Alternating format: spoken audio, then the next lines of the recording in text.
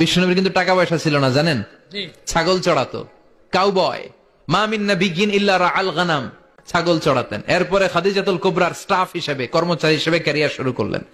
কিভাবে রসুলকে কাউবয় বলবা, রাখাল বলবা, এবং গরুর রাখাল বলবা, এমনকি উটের রাখাল বলবা, এমনকি খাদিজার সার্ভেন্ট বলবা, চাকর বলবা, তোমার তো ঈমানই নাই।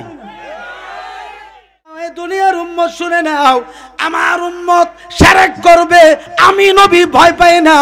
আমার উম্মত কবিরা গুনাহ করবে, আমি নবী ভয় পাই না। আমি নবী ভয় পাই।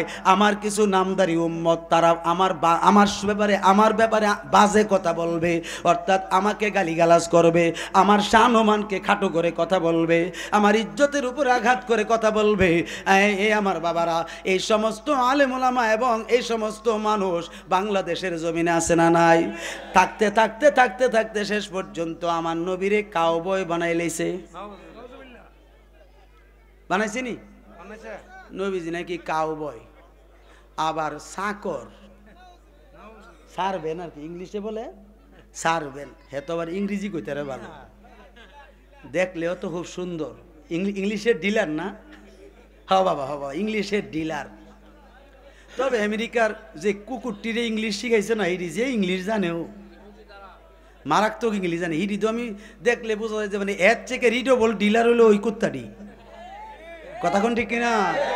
হাত উঠাই বলেন ঠিক কিনা? দুই হাত উঁচু করে বলেন ঠিক কিনা? আর জোরে বলেন ঠিক কিনা? নবীজি কাউবয়, অথচ আল্লাহ বলছেন লা তাজআলু দুআ আর রাসূলে বাইনাকুম কা দুআই বাদিকুম বাদা। এ পৃথিবীর মানুষ, তোমরা নিজেরার মধ্যে বাবাকে বাবা বলে যেভাবে ডাকো, চাচারে চাচা বলে যেভাবে ডাকো, ভাই বারাদর রে ভাই বারাদর বলে যেভাবে ডাকো, মানে দুনিয়ার যে শব্দ নিয়ে তোমাদের মধ্যে ডাকাডাকি হয়, এইভাবে আমার রসুলকে ডাকা যাবে না। জোরে কোন না ঠিক কিনা? কারণ আল্লাহ নিষেধ করছে, এখন বানাই লিছে গরুর বলদ। কাওয়ার তো কি কাওয়ার তো কি গরু। নবীজি গরু চড়াইছে, এত বড় মিছা কথা। আপনি এটা বলতে পারবেন যে সুরত শব্দটা উচ্চারণ করে কেমনে? নবীজি রাখালের সুরতে, রাখালের আকৃতিতে উম্মতকে শিক্ষা দেওয়ার জন্য কেমনে তোমরা বকরি চড়াইবা, ছাগল চড়াইবা, উট দুম্বা চড়াইবা, গরু মহিষ চড়াইবা, মানুষের ক্ষতি যাতে না হয়, এই বেশটা, এই সুরতটা উল্লেখ করতে পারবা। হাকিকিভাবে রসুলকে কাউবয় বলবা, রাখাল বলবা, এবং গরুর রাখাল বলবা, এমনকি উটের রাখাল বলবা, এমনকি খাদিজার সার্ভেন্ট বলবা, চাকর বলবা, তোমার তো ঈমানই নাই। কথা ঠিক কিনা? আমরা তো তোমার যে ডক্টরেটটা আছে এটারে মনে করছিলাম যে বলে একটা বিজ্ঞ আলেম বাংলাদেশও আসছে। তো এর আগে একটা কথা কি, আমার একটা কথা মনে হয়ে গেছে, আজ থেকে প্রায় ম্যাক্সিমাম 12-14 বছর আগে আল্লামা শায়েখ নুরুল ইসলাম ফারুকী রহমাতুল্লাহ আলাই তিনি একটা ভাষণ দিছিলেন যে এমন ব্যক্তি বাংলার জমিনে তৈরি হবে যার ডাকে লক্ষর উপরে মানুষ হবে। ঠিক কিনা? লক্ষর উপরে মানুষ হবে, আয়েশা নবীর শানের বিরুদ্ধে বেয়াদবি করে কথা বলবে। আমি আপনাদেরকে জানাইয়া দিচ্ছি তারা ইমানসুর। ঠিক কিনা বলেন না? এই কথাটা বাস্তবে পরিণত হইতেছে। ঠিক কিনা? কারণ আমি মনে করি নুরুল ইসলাম ফারুকী সাহেব একজন আশেক রসুল ছিলেন। আপনাদের মতামত কি? কথা কোন জোরে কোন না? এত বড় আশেক রসুল বাংলার জমিনে। দ্বিতীয় আরেকজন আছে, আরেকজন ছিল শায়েখ মানজুর আহমদ রাফাই ভরাজিগান্দির হুজুর কেবলা, যার কবর, যার মাজার শরীফ হয়েছে জান্নাতুল বাকিতে। সুবহানাল্লাহ বলেন না? এখন বর্তমানে ওলিউল্লাহ আশিকি সাহেব আছে না? জোরে কোন আসেনিও? এরকম সুন্নি আলেমদের মধ্যে যার কণ্ঠ খুব দুর্বল হইল আল্লামা রেজভী সাহেব আসেনি? আশিকের রসুল আর কথা বলেন আসেনি? এই দরবারের যিনি কর্ণধার রেজভী সাহেব হুজুর আসেনিও? অনুরোধ রাখবো, হিংসা বিদ্বেষ আমাদের অন্তরে রাখা যাবে। আপনি হিংসা রাখলে দুশ্মনে রাসূলের সঙ্গে রাখবেন। ঠিক কিনা? কারণ দুশ্মনে রাসূল আল্লাহরও দুশ্মন, আল্লাহ রসুলেরও দুশ্মন, আহলে সুন্নাতেরও দুশ্মন। আপনি বললে বিচার কার্য শুরু করি, আমার নবী বলবে আল্লাহ না না, বিচার কার্য করার আগে আমার কিছু পার্সোনাল উম্মত আছে, আমার কিছু পার্সোনাল উম্মত আছে যাদের সামনে বিচার করলে তারা শরম পাইব, আমি নবী কষ্ট পাবো, ঠিক নি? এবার আমি নবী কষ্ট পাবো, তাদের সামনে যদি বিচার আচার করা হয়, বাজানো আমরা ভুয়া নাও। কোরআন হাদিসের কথা বলছি, আল হাবিলিল ফতোয়াতে স্পষ্ট কথা আসছে, আল হাবিলিল ফতোয়াতে আসছে, তুমি তো হাবিলিল ফতোয়া চোখেই দেখো নাই, তুমি তো বলবাই ভুয়া, ঠিক কিনা? এই যুবক বাবারা, তোমরা এগুলি বলো না, আল্লাহ রসুলের সুপারিশের ব্যাপারে বাজে মন্তব্য করবা না, এগুলি ভালো কথা নয়, ভালো কাজ নয়। যদি তোমার পছন্দ না হয়, এই মাহফিলের ডিস্টার্ব না করে আল্লাহর হস্তে দূরে সরে যাও, ঠিক কিনা? কারণ আমরা আহলে সুন্নাত, লা মাযহাবিও না, সালাফিও না, এবং ইসলামের নাম বিক্রিও করি না, ঠিক কিনা? খুব মনোযোগ। আল্লাহ নবী বলছেন, ইয়া আল্লাহ, আমার কিছু পার্সোনাল উম্মত আছে, তাদেরকে নিয়ে আমি তোমার কাছে কিছু দাবি আছে, দাবিগুলো করব, এরপরে তুমি বিচার কার্য শুরু করো। আল্লাহ বলছেন, ঠিক আছে, যান, কারে কারে চান বলেন, আপনি কাকে চান বলেন। এবার সর্বপ্রথম আমার নবী ডাকবেন, ইয়া ফাতেমা তো আয়না তাহাদেরও, এ আমার ফাতেমা, তুমি কোথায় আছো, সামনে হাজির হও। এবার খাতুনে জান্নাত ইমাম হাসান হুসাইনের রক্ত মাখা জামাগুলো লইয়া আমার নবীর সামনে দাঁড়ায়া যাবে। কে দাঁড়াবে? খাতুনে জান্নাত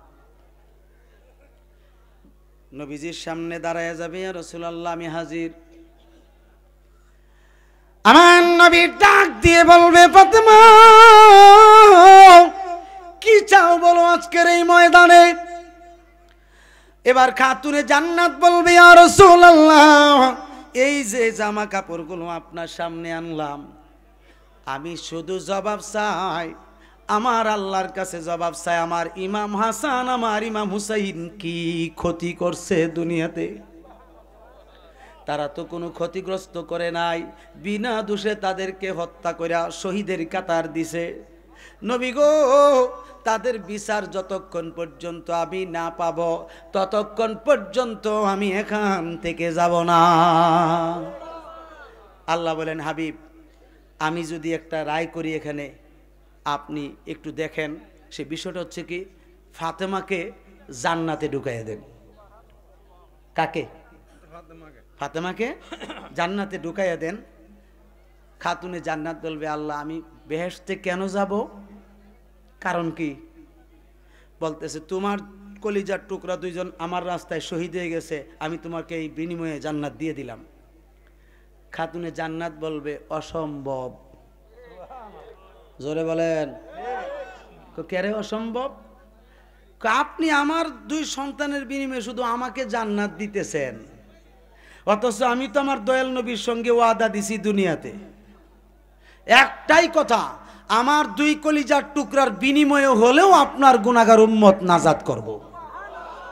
মাবুদ, তুমি এই মজলিসে সকলের সামনে শুধু বলবা এতটুকুই, যে আমার ইমাম হাসান হুসাইনের বিনিময়ে আমার নবীর যত গুনাহগার উম্মত আছে, ইমানদার নেককার, ইমানদার নেককার, তাদেরকে যতক্ষণ পর্যন্ত জান্নাতের টিকিট না দিবা, আমি খাতুনে জান্নাত জান্নাতে যাব না, যাব না।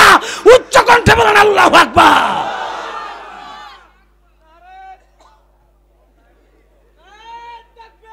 আল্লাহু আকবার। ইয়া রাসূলুল্লাহ, ইয়া গাউসুল্লাহ,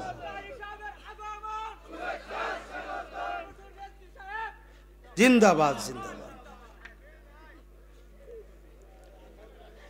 এক নাম তোমার ফাতেমা, আর এক নাম বতুল মাগো। এক নাম তোমার ফাতেমা, আর এক নাম বতুল। তুমি আওলাদে রাসূল, তুমি আওলাদে রাসূল, তুমি আওলাদে রাসূল, তুমি আওলাদে রাসূল।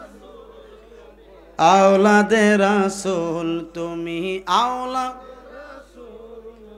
ঠিক নি? খাতুনে জান্নাত আওলাদে রাসূল নি?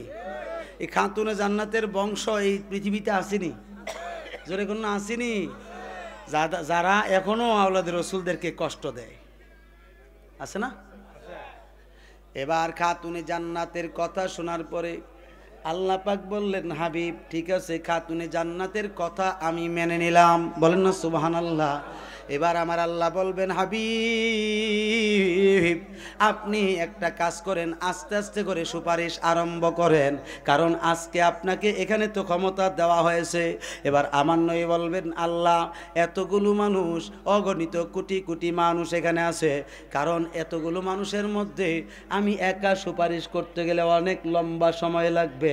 ইয়া আল্লাহ আপনার যদি কোনো আপত্তি না থাকে তাইলে আমার কিছু সহচর রাখতে চাই। কিশোর সহচর? সহচর আমাদের দেশে উকিল কয়জন থাকে? মেইন উকিল কথা করে কয়জন থাকে? একজন। সহচর থাকতে পারে অনেক, 20 জন 30 জন 40 জন 50 জন রাখতে পারে কি পারে না? কারণ তাদেরকে কিছু কিছু দেওয়া লাগে আর কি, না দিলে তো আর হয় না। আমার নবী যে এই জবাব পাওয়ার পরে আমার নবী বলবেন, এ আমার আহলে বায়াত কই আমার সামনে আসো, বলেন না সুবহানাল্লাহ। অর্থাৎ শেরে খুদা মাওলা আলীকে ডাকবেন, ইমাম হাসান হুসাইনকে ডাকবেন, ডাইকা কাছে আনবেন। কাছে আনার পরে আমার নবী বলবেন, হে আমার আবু বকর কয়, আমার উমর কয়, আমার উসমান কয়, আমার আলী কয়, এইভাবে ডাকতে ডাকতে এবার ডাকবে নবীজি, আমার শহীদগণ কয় আসো। শহীদরা আসবে, শহীদরা আসার পরে বলবে, আমার তাবিগণ কই আসো। তাবিগণ আসবে, তাবিগণ কই আসো, আসবে। এবার আসতে আসতে আসতে আসতে আমার নবী ডাক দিবেন, হে আমার আবু হানিফা কই, আর জোরে না সুবহানাল্লাহ। আমার আমি আবু ইমাম শাফি কই, আসেনি আসেনি? এই চার মাযহাবের ইমামদেরকে ডাকবে, কারণ চার মাযহাবের 4 জন ইমাম আহলে সুন্নাত। 4 জন ইমাম কি? আহলে সুন্নাত। 4 মাযহাবের 4 জন ইমামকে ডাকবো। ডাকার পরে বলবেন, আমার আব্দুল কাদির কই আসো, আসবে। আমার মাইনুদ্দিন কই আসো, আসবে। এরপরে বলবে, আমার মুজাদ্দেদ আল ফেসানি কই আসো, খাজা বাহাউদ্দিন নকশবন্দি কই আসো। আস্তে আস্তে আস্তে আস্তে সকলে আসবে। এবার আমার নবী ডাক দিবে, আমার ওয়ারিসের দলেরা রে, ও আমার ওয়ারিসের দলেরা, অর্থাৎ কাদেরিয়া, চিশতিয়া, নকশবন্দিয়া, মুজাদ্দিদিয়া, এই 4 তরিকার অলিগণের মধ্যে আমার আলা হযরত কয় আসো, জোরে কোন সুবহানাল্লাহ। ইমাম আহমদ রেজা খান ফাজিলে বেরলুবি কই আসো, আসবে। এবার তিনি আওলাদদেরকে ডাকবেন, আসবে। আবার ও আমার বাবারা, তিনি দরবারের যত খলিফা আছে খলিফাদেরকে আল্লাহর নবী ডাকবে, ডাইকা বলবে, এই রেজবি কই আসো, এই রেজবি কই আসো। এইভাবে ডাকতে ডাকতে ডাকতে ডাকতে ডাকতে ডাকতে আহলে সুন্নাত ওয়াল জামাতের যত হক্কানি পীর মাশায়েখ আছে, অর্থাৎ 2 নম্বর না হক্কানি পীর মাশায়েখ যারা আছে তাদেরকে ডাকবে। ডাকার পরে নবীজির সামনে আসবে, আসার পরে বলবে, হে আমার আওলাদগণ, হে আমার ওয়ারিসগণ, উত্তরসূরিগণ, তোমরা একটা কাজ করো, আমার উম্মতের মধ্যে যারা ছোট ছোট গুনাহগার আছে তাদেরকে তোমরা সুপারিশ করে জান্নাতে নিয়ে যাও। আর বড় বড় যে সমস্ত গুনাহগার আছে ওই বড় বড় গুনাহগারদের জন্য আমি নবী শাফায়াতকারী। এই জন্য আমার নবী বলছেন, শাফাআতুন লি আহলিল কাবাইরি ফি ইয়াউমিল কিয়ামা। হাদিস শরীফ আসছে, আমি নবী হইলাম কিয়ামতের ময়দানে বড় বড় গুনাহগারদের জন্য সুপারিশকারী। ঠিক নি? আমার নবী যত বড় বলছেন, আমার উম্মত শুনে নাও, এই পৃথিবীর উম্মত শোনো, আমি নবী ঘোষণা দিচ্ছি, কারণ যারা আমি নবীর উম্মত হইয়া থাকবে, খাঁটি উম্মত, তারা ঈমানদার থাকবে এবং নেককার পরহেজগার থাকবে, ঠিক কিনা? তাদেরকে লক্ষ্য করে নবীজি বলতেছেন,